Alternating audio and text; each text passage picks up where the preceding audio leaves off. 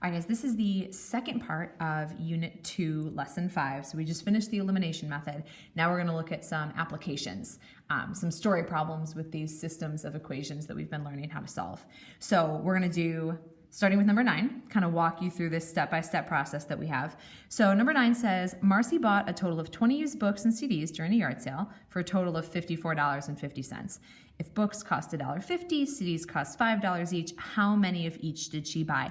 So that how many of each, that's what we're trying to figure out. So that's something you always want to start with when you define your variables. So if you want, you could use X and Y every single time. A lot of times people like to use a letter that makes sense in terms of the problem. So let's use B, and you don't want to just say B equals books, because that's not a real thing. You want to quantify it. So you want to say that B is equal to the number of books. Because when you just say books, it's like, is it the number? Is it the cost? Is it the, weight for some reason? So you want to make sure that you're being super clear when you set up your variables. And then we'll use C as the number of CDs that she buys. So we always start there, and you want to actually write it out. Like, what are you solving for? You need to define those variables. Number 2, set up 2 equations. So typically you're going to have 2 kind of chunks of information that they give you, and you're going to be able to use that information to set up equations. So this first part, it says she bought a total of 20 used books and CDs. So I'm going to turn that into an equation. And what that will look like is the number of books plus the number of CDs was equal to 20. That's what it means when we say she had a total of. So it might be 10 and 10. She might have gotten 1 book and 19 CDs. We don't know. We don't have enough information to know just based off of this. But then they tell us that the total cost was this.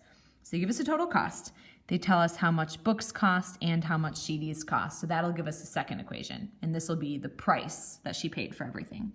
So books were $1.50 each. So she paid $1.50 multiplied by the number of books that she bought. So that'll tell you how much she paid for books altogether. Plus, and then for the CDs, they were $5 each. So we've got $5 each times the number of CDs, and that comes out to be a grand total of $54.50. So those are the 2 equations that you set up. So now we choose a method. So when we're looking at, solve the system using your method of choice, you can use substitution if that makes sense to you. You can use elimination if that makes sense to you. This is probably one of the very few situations where I would recommend using substitution, and that's because B is by itself and C is by itself. So just because it's probably not going to pop up later, let's do substitution with this one. So I can either solve for B or I can solve for C. It doesn't matter either way. So let's rearrange this one and solve for B. Let's say B is equal to 20 minus C. So remember the logic of the substitution method. This says if B is equivalent to 20 minus C, then you could plug that in right here and say, all right, if this B is equal to 20 minus C, then this B should also be equal to 20 minus C. So that's the substitution that we can make. So we can say 150, and then in place of B, we're going to sub in 20 minus C, plus 5C is equal to 5450. So now this is all in terms of C. We'll be able to solve for C. That'll tell us how many CDs she bought. So distribute this 150. So 150 times 20 is 30. And then minus 150 times C plus 5C is equal to 5450. So I'm going to subtract this 30 over to the other side. So that will be 2450 after I subtract the 30. And then I'm also going to combine these up. So I have negative 150 and 5. So think of having $5 and then subtracting 150. So that would be 350. You could, of course, always plug that into a calculator if you need to. So we have 350 times C is equal to 2450. What that means is we just figured out that out of all of this total money, we've got 2450 assigned to these $3.50. So we can divide that out. That I am going to grab a calculator for. So let's see. 2450 divided by 350, and that leaves me with 7.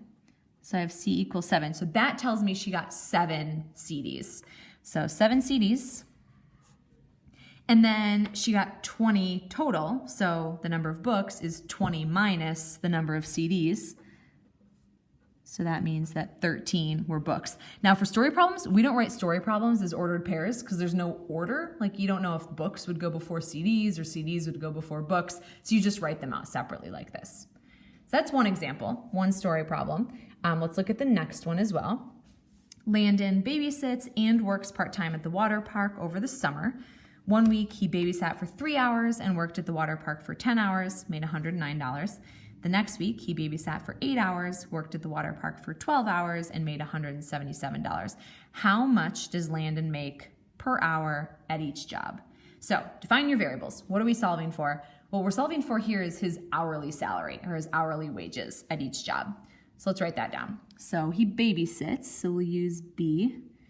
B is his wage for babysitting, so his hourly wage for babysitting. And then let's use W. That'll be his hourly wage at the water park. So that is what we are trying to solve for, is how much he makes per hour at each job. Make sure, again, that you're not just saying B equals babysitting, because that's not a quantifiable thing. So make sure you're being super clear when you define those. So 1 week, he babysat for 3 hours. So 3 hours times his wages. And he worked at the water park for 10 hours. So 10 hours times those wages, he made $109. So this is his total amount of money that he made in the first week. Second week, he babysat for 8 hours. So 8 hours times his wages plus 12 hours at the water park was $177. So that's our setup. That was step 2, is to set up 2 equations. Step 3 is to solve the system using your method of choice. So this is not a great option for substitution, which is why I wanted to do it with number 9, so you could at least see it once. This is one where I would probably use the elimination method. So between the 3 and the 8, we could make them plus or minus 24. And then between the 10 and the 12, we can make them plus or minus 60. So I personally always just go with the lower one. So 24 is smaller. So let's turn this one into a positive 24 by multiplying everything by 8. We'll turn this one into a negative 24 by multiplying everything by a negative 3. So I'll rewrite these equations over here. So multiply everything in the top one by 8. So I have 24b plus 80w. We're going to go off the side here. Let me plug this in. 8 times 109 is 872.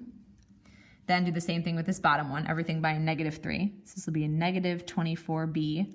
Negative 3 times 12 is a negative 36 is equal to, and then negative 3 times 177 is negative 531. So we just finished the elimination method in the last section, so hopefully this is all super familiar. We combine these up. So these will eliminate, which was our goal.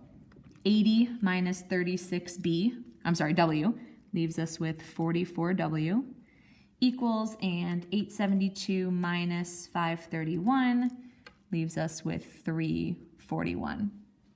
So just one last step and we'll figure out how much he makes at the water park. So we're going to divide both sides by 44. So this is now just a W. When I divide 341 divided by 44, I get 775. So that would be in dollars. So let me sneak that in there. So that's his hourly wage at the water park. He makes $7.75 per hour. So we can use that, plug it back into either one of these equations, and we can figure out what he makes babysitting. So I'm just going to go with the top equation.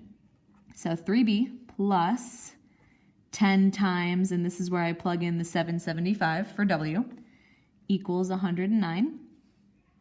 So this is now 3b plus, when I multiply this by 10, I get 7750 equals 109.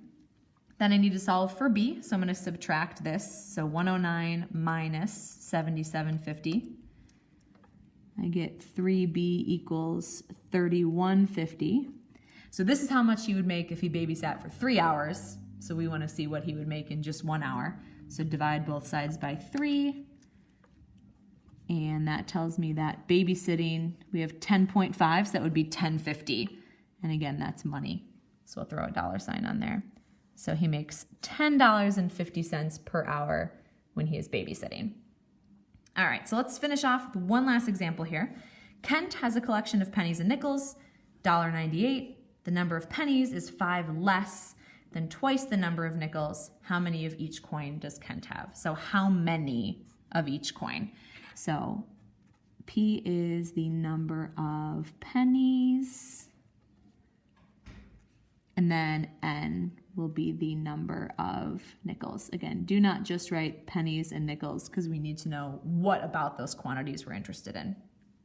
So the value of $1.98, let's start there. So pennies are worth 1 cent each. So 1 cent per penny plus 5 cents per nickel gives us a grand total of $1.98. Big collection.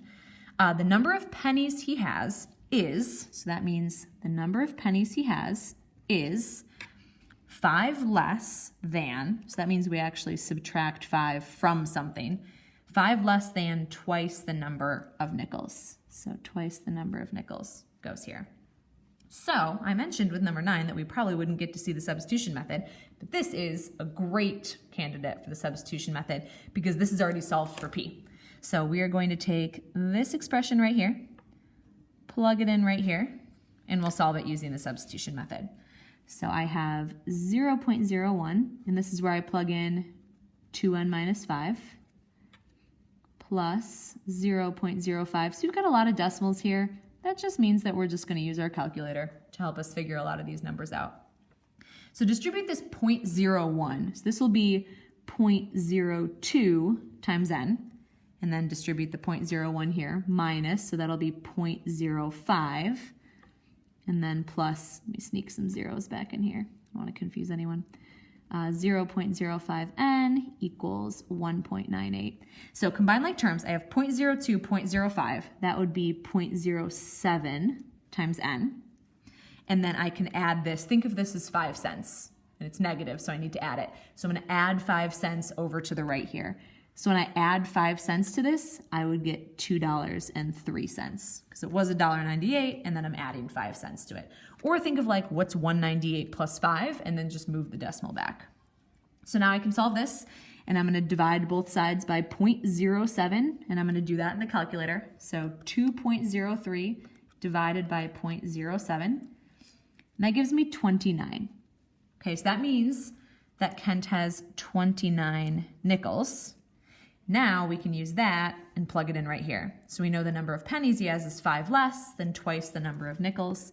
So for the number of pennies, all I need to do is plug that 29 right into this formula right here and solve. So 2 times 29 is 58, minus 5 would be 53. So 53 pennies and 29 nickels in his collection.